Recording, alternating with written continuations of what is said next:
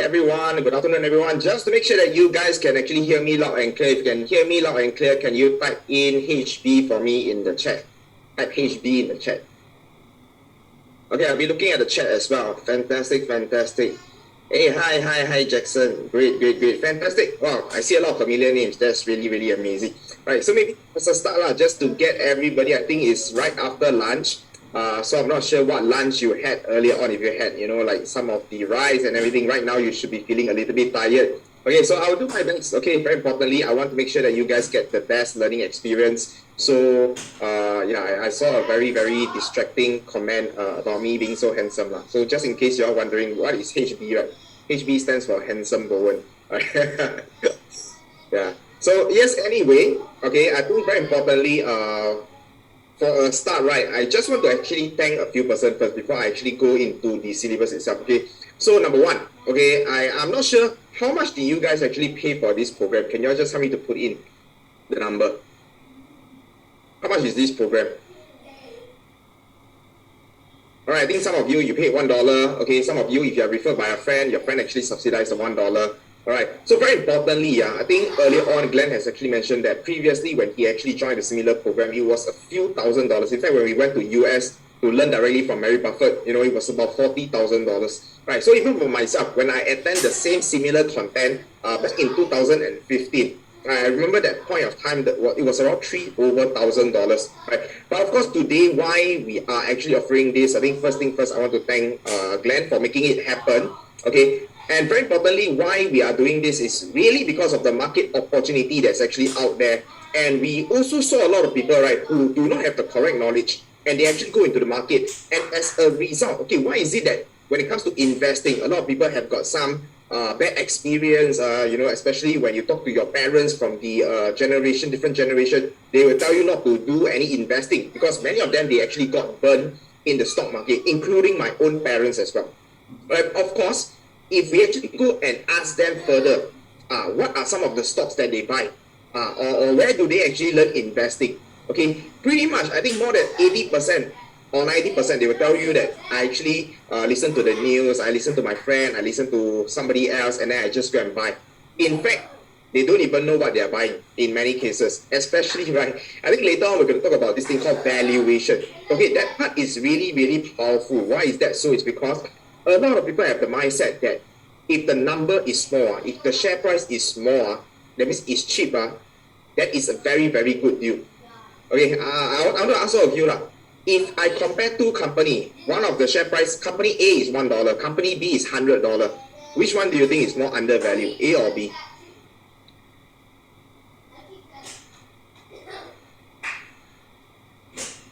Okay, you can just put the answer in. A is $1, B is $100, which one is more undervalued? So actually the correct answer is, it depends. Okay, because it doesn't mean that $1 means it's going to be cheaper. It also doesn't mean that $100 it is actually more undervalued. Okay, I think it is the same, especially for ladies, right? I just give you one very simple to understand example. So for example, I give you a plastic bag, or I give you a bag that I buy at the Pasar Malam. Okay, it's only $1, and I compare it to a LV bag that is retailed at $2,000, but right now I'm only selling you at $1,000. Which one is more valuable? So the thing is, you realize that the plastic bag can be $1, but the thing is there any real value? Maybe the real value is 0, or maybe 5 cents. But the LV bag, even though you're paying $1,000 for it, the real value is $2,000. So you realize that just by buying it at $1,000, okay, and then when it goes back to the original value, or you sell it at the original value, you actually make 100% ROI. Alright, so when it comes to investing, it's the same thing. Okay, let's not just simply look at the share price or simply based on, or the news is telling you that this company is good, then you go and invest. Very importantly, you have to understand the valuation, what is the numbers, the financial of this business as well. First of all, you also have to understand, as the business become better and better, as the business make more and more money, the share price will follow. So some people say that investing is a bit like gambling. Is it really true or not? Okay, to me it is not true. If you don't look at the numbers, then I think it's gambling. If you look at the business, okay, you ask yourself, for example, today if I want to invest into Microsoft or I want to invest into Apple, you ask yourself, for the next 5 years to 10 years, would Apple or Microsoft continue to make more and more money? If the answer is yes, then naturally what will happen to the share price? The share price will automatically follow as well. Right? But of course, in the short term, how fast it will go up, we cannot 100% guarantee that today you buy, tomorrow it will go up. Right? But I can tell you that if you give yourself some time, okay, the chances of you actually losing money in the stock market is pretty low. Okay, it's pretty low. So right now, I want to share my PowerPoint with all of you. Right? So make sure that you guys can actually see my PowerPoint. If you can see my PowerPoint, can you... Hold on, I think it's black screen right now. Just let me reshare it. Right, if you can see my PowerPoint, can you type in PPT?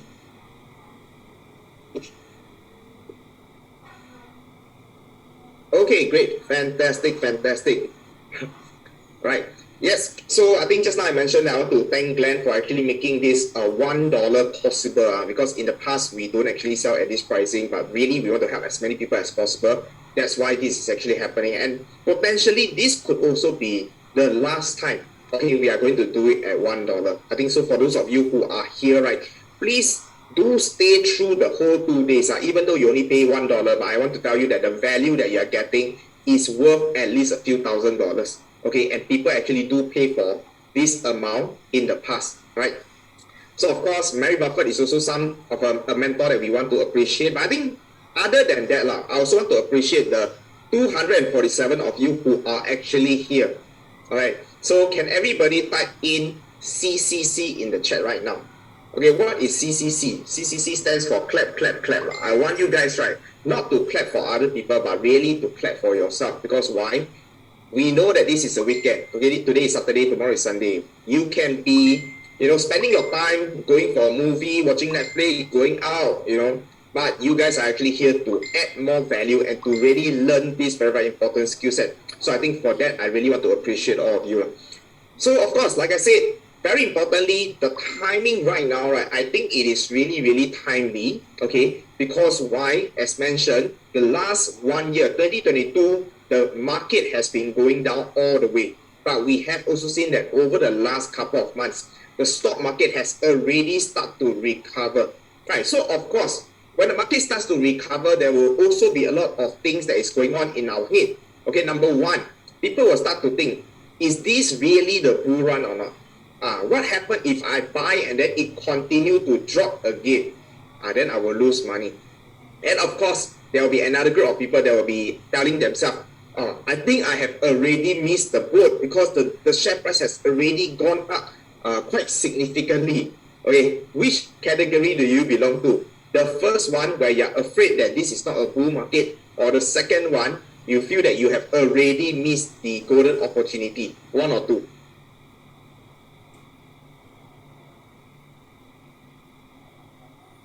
Wow, many of you actually put two.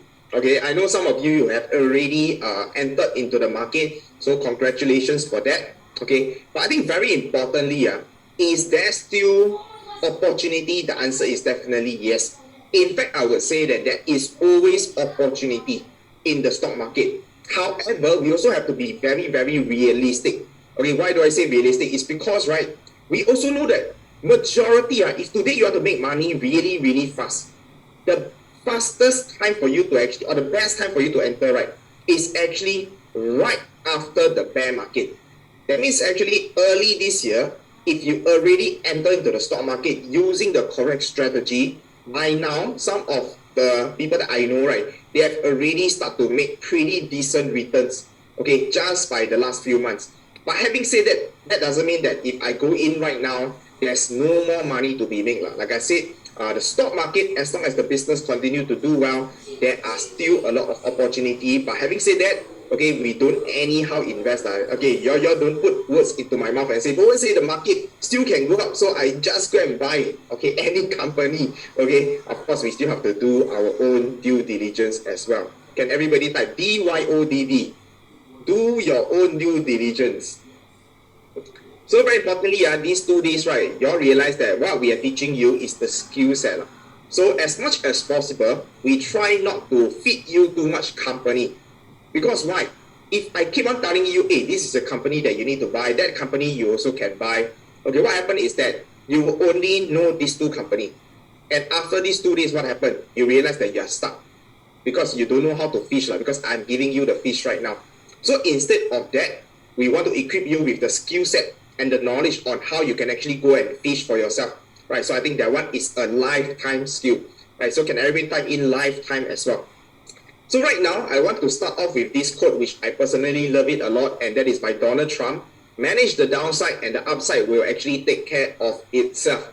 So what exactly do I mean by this, right? In fact, earlier on, Glenn has actually shared the example whereby a lot of people have the mentality that low risk come with low return and high risk come with high return. Right, so I just want to reiterate this point. So you can see, the fact that me and Glenn, right, we talk about the same point, right, it really shows how powerful this particular concept is. So I'll use this example of Alibaba.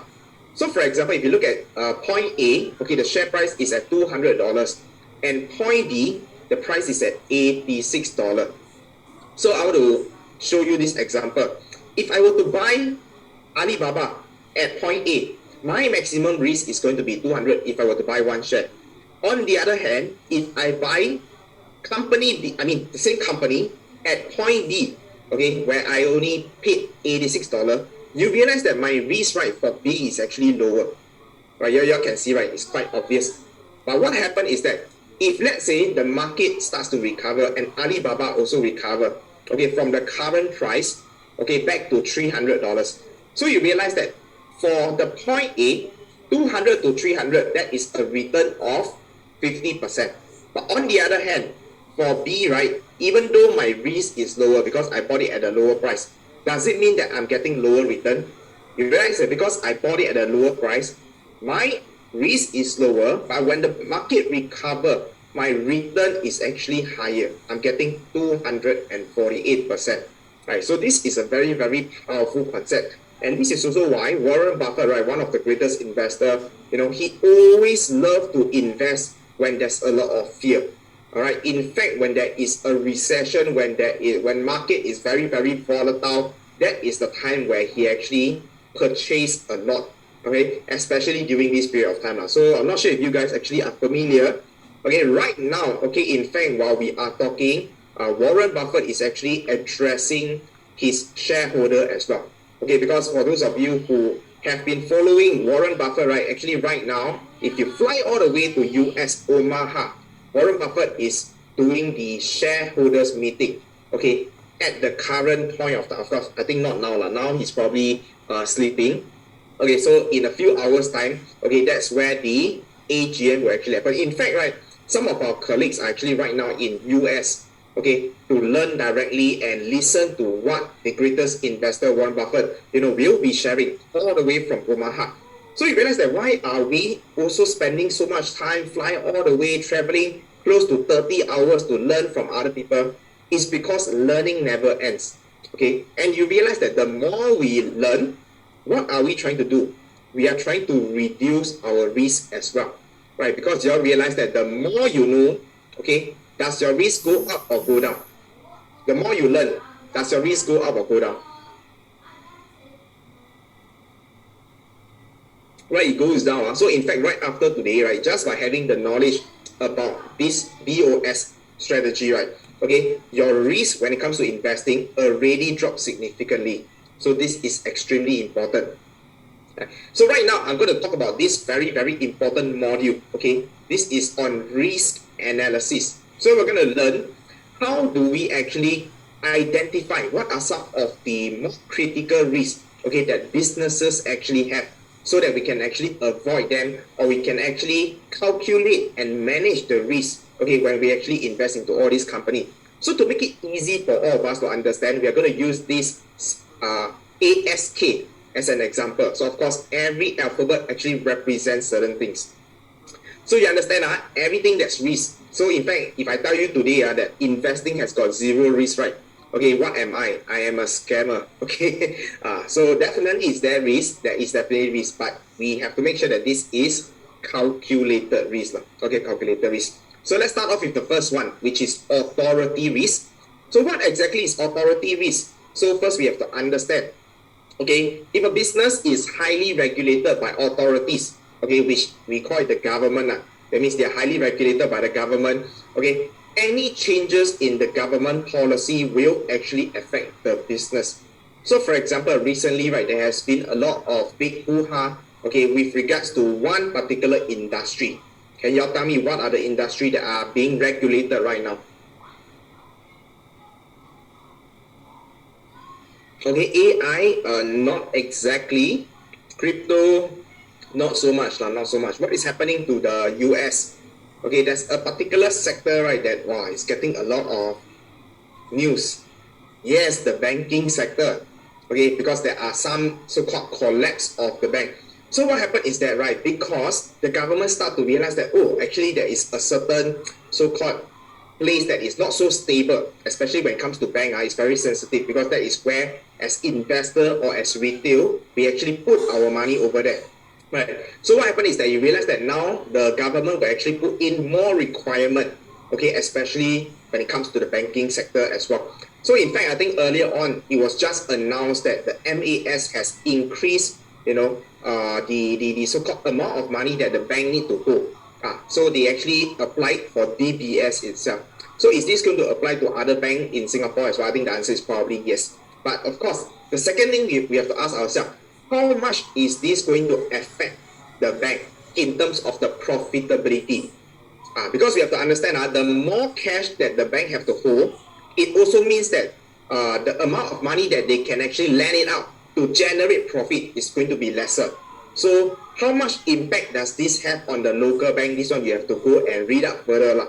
Okay, but you also realize that, okay, news like this does affect businesses. But of course, remember, the government is not here to destroy businesses as well. Because why? If the bank never do well, if our local bank start losing money, right, what will happen to the trust of our normal consumer? Everybody will also become fearful. So they are trying to manage this. They are trying to make sure that the business remain solvent, remain safe, but yet at the same time, they are not here to destroy businesses. This is something that we have to understand. Of course, in China, you realize that there's also a lot of regulation that's going on when it comes to some of the big company in China, like Alibaba, like Pinduoduo and some of the other big tech company in China as well, like Tencent. So that is why I think previously you have also seen that this has got a direct impact in terms of the share price of many of the China company. Right, then some of the people will be like, hey, Bowen, I think I'm very scared because I'm scared if I invest in the China company, then what happens is that if the government decided to shut down or destroy all these company, then I will lose, all my investment.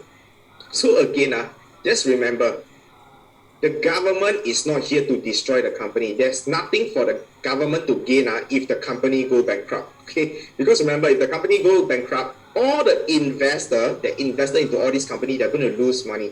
And when people lose money, right, you realize that they tend to do things that are a little bit crazy as well. Okay, so the street becomes a little bit messier as well. So this is important. Yes, so you realize, right, the government like to control two main industry, okay, or rather two main category. One is important goods and services, and the other one is harmful goods. So of course, if you look at the banking sector, right, it belongs to the first one, okay, because banks are considered important goods and services. So can you all share with me, right, what are some of the other examples of important goods and services that you can actually think of? I'm going to give you guys a little bit of thinking also. Okay, medicine. Okay, yes. I mean, that comes in the form of maybe the price of drugs, the price of medicine, maybe in terms of hospitalization, surgery fee, etc. Yes, fantastic. Energy, fantastic. Okay, your electricity bill, if let's say today the electricity is run by a private company, can they every year go and increase the price? Or can they increase the price drastically? You realize they also cannot. So whenever they want to increase certain price, the government will actually set a limit to how much they can actually increase. So that is also something that will also restrict the profitability of all this business. And of course, transportation as well. If the private bus company decided to increase your bus fare by 100%, what do you think the people will do? The people will not vote for the will not vote for the current party. They will vote for the opposition. Okay, so same thing. when it comes to all these things that are highly sensitive, especially to the consumer, okay, what happened is that yes, it will be regulated, but the only regulation is that in terms of the profitability, maybe they will actually restrict how much money all these companies can make. But you realize that, for example, your Apple iPhone, okay, or your laptop prices, do you think the government will come in and restrict how much Apple charge you for your iPhone? Yes or no? No, right? Or they also not go to the LV store or the Chanel store and say, hey, I think your bag is too expensive. You need to make your Chanel bag affordable to everyone. I want to make sure that everyone on the street all carry a Chanel bag. Okay, not possible. Okay, but of course, if they do that, that will have a very, very huge impact on the business itself. So you realize that not every industry is that highly regulated. So just remember, out of all the business, 6,000 over business, right? Maybe it's just a certain component of the business that will have this authority risk. So of course, on the other hand, we also understand that harmful goods like tobacco, alcohol, okay, or even one of the very, very not so common thing in Singapore, which is firearm, these are considered harmful goods, and these are also highly regulated as well. Right, here's some of the examples. Like in China, there's this Didi, okay, which is actually like a Uber or Grab, okay, of a China version, right? So they are also being highly regulated, and because of that, they were being fined billions and millions of dollars. So that also eat up into some of the profit of all these companies as a share. As a result, the share price actually start to fall. You can see that because of all this regulation, share price does get affected. All right, it does get affected. So I just want to give you an example over here. This is ATF. So ATF is basically like the regulation for firearm, okay, in the US. So what happens is that they actually come out with a certain ban, okay, whereby you are not supposed to purchase a certain gun inside the US lah. So because of that, right, that actually has a direct impact on company that are selling firearms. So if you're not sure, what are some of the companies that are actually selling firearms? If you go and do a quick search, you realize that these are the three main brands, okay, AOBC, RGR, as well as the Vista Outdoor. Now, having said that, does it mean that today, if this business deals with firearm, it will automatically have a direct impact on the share price? Okay, let's take a look. These are the three companies. So some is 26, some $55, some $10. So you also realize that the share price is also a little bit fluctuative. But one thing, okay, now I want to help you to look at the risk, right? In terms of not the most basic layer, I want you to also increase the level of thinking, right? We also have to look at what is the percentage of revenue that this business actually generated from firearm itself. So for example, if we look at the one on the left-hand side, Vista Outdoor, okay, let's look at the one on the left-hand side. You realize that, okay, 50% comes from ammunition, okay, and in fact, the rest of them actually comes from maybe hunting and shooting, which is not so relevant, action sport also not so relevant, or even outdoor. All right, so out of the whole business, maybe 50 to 60% deals with firearm. So the exposure is only about 50%. As compared to this company, Sturm Raja, right, you can see that the amount of exposure they have to firearms is 100%. That means their whole business is all dealing with firearms. So if there's any regulation when it comes to firearm, which company do you think will be affected more? Company 1 or company 2? Alright, so you can see, right, very, very obvious. So company 2 will actually be more affected. Of course, if you look at the last one, it's also like almost close to 100%. Okay, 71% plus 23%. Okay, 90 over percent is actually in the firearm industry. So, but what happens is that, right, let's say today, there's a certain ban or certain new regulation when it comes to firearm. Because of this news, right, naturally, what does investor do? The investor get panicky and they start to sell off all these companies. So all three companies, right, the share price dropped by 20%. Okay, dropped by 20%. So what happens is that after that, right, investors also start to digest the news. Then they realize that actually, number one, maybe the ban itself is not really that drastic. Then number two, if you look at these three companies, okay, 1, 2, and 3, you realize that which company has got the least risk exposure? The least is actually 1. But what happened is that, right, because investors don't go so in depth, so when the price dropped, all three of them dropped significantly, dropped the same percentage. So as a result, right, you realize that suddenly which one has got the better opportunity to enter if you want to invest. You realize that actually, right, wow, because both all dropped 20%, but technically you also understand that actually for company one, the exposure is much lesser.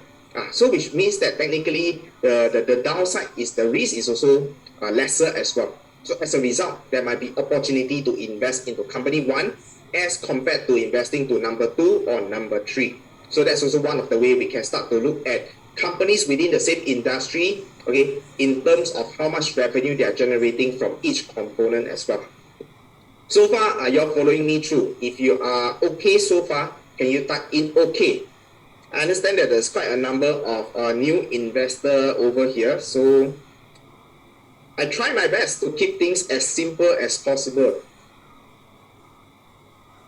Okay, but you can rest assured lah, I usually don't go very, very complicated and difficult. All right, because I am not a scholar. So I realized that those people that do very well in school, right, they will actually, when they start teaching, they will teach very complicated stuff. Okay, and usually people don't understand. That's what happened in school. Okay, all my professors very smart. And then in the end, I also don't understand what they're talking about.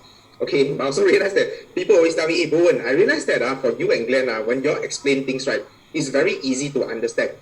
So of course, if you look at it in a positive way, it's because we teach in very, very simple terms. But if you look at it in a not so positive way, it's because we are not that smart. So we share with you in a way how we also digest certain information. Alright, but so far if you think the way we explain things is clear and simple to understand, can you type in good, G-O-O-D? Okay, so remember every person, right, have got a use. Your result is good, then you also have a certain use. If your result is not so good, actually there's also certain skill set that you can further utilize as well. Next, let's look at the second risk, which is actually on science and tech risk. So I think the name itself is quite straightforward. Okay, we also have to understand that certain businesses, because of the way the business is actually structured, okay, there will be certain risks when it comes to science and tech. So for example, over here, you realize that some business, right, because the technology is changing so fast, right? So when the technology change and your current product become disrupted or no longer in use, then of course your whole business might literally go bankrupt. So if you look at these three things, starting from the left, 1, 2, 3, right? Can you tell me how many of them can you recognize? How many of these three items can you recognize? If you recognize all three, type 3. You recognize 2 of them, type 2. You recognize 1, type 1. If you don't recognize any of them, type 0. Let me just take a look at the chat itself. Wow, I think most of you actually type 3, which means that our audience today is not so young. Anybody type 0 or 1, I'll be pretty curious, okay? Yeah, actually, I've never seen all these items before. Yeah, I also don't know what exactly is that. Rectangle things. Okay. Actually, I've also seen all three of them before. Right, so we know that on the left-hand side is our handphone. I'm not sure which model is that. Maybe the 3350. All right, but what happened is that right now, everybody is using your smartphone. All right, but of course, I think the technology changed so fast that, right, we cannot really imagine at that point of time, right? It's like now, if you ask people to use the 3350, you'll be like, oh, what happened? Which era are you from? Okay, which generation are you from? But you start to realize that actually like 10 or 15 years ago, we were using that handphone, and that was like the most advanced or the best phone out there. Okay, yeah, so things really change very fast when it comes to technology. And of course, in the middle, we have our cassette tape. Is that cassette tape? Yeah, I think it's called cassette tape. Nowadays, we move on to CD-ROM, then after that, we move on to thumb drive, and of course right now we don't even use thumb drive, right? We use everything on cloud. Everything we just put somewhere in the cloud, in the system, in the server itself. All right, so very, very interesting as to how technology actually evolved. In fact, every 3 to 5 years you realize that even right now we are using cloud. Maybe 5 years down the road, okay, how we use cloud might be also very, very different. I think one of the very common thing, or rather the thing that's happening right now, right, is I think we are very used to using this platform called Google. How many of you use Google? Type G. How many of you use Google? But you realize that there's one thing that is disrupting Google. Okay, and what's that? That is ChatGPT. Okay, so let me share with you. You'll be surprised that maybe 3 to 5 years down the road, people don't even use Google. Okay, there will be a lot of other platforms out there where basically what's the difference between, some of you are not familiar with ChatGPT. So you realize that Google, when you search for items, it will give you all the different possible places where you can look for solution. Okay, so you still have to go and look for the answers now. But ChatGPT is, you give a question, it immediately give you the answer. So that actually saves a lot of time. So that is very, very powerful. Yes, we know that Google also got its AI engine.